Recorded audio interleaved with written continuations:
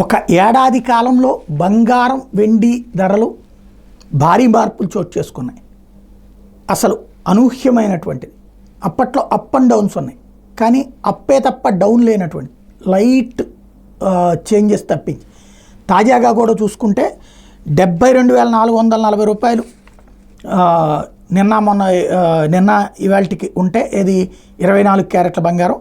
66,400 రూపాయలు 22 క్యారెట్ల బంగారం ఉంటే 66,400 నుంచి 66,600 రేంజ్లో, 97,000 నుంచి 97,100 రేంజ్లో వెండి కిలో ఉంటున్నటువంటి పరిస్థితి.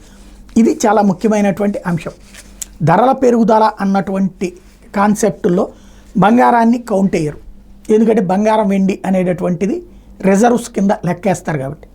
ఇప్పుడు ఎదురవుతున్నటువంటి అంశం వల్ల ఏంటంటే ఈ ధరలకి ముగింపు ఎక్కడ ఉంది, ఇంకా పెరిగేదే తప్పించి తగ్గేదే కాదని చెప్తున్నారు నిపుణులు.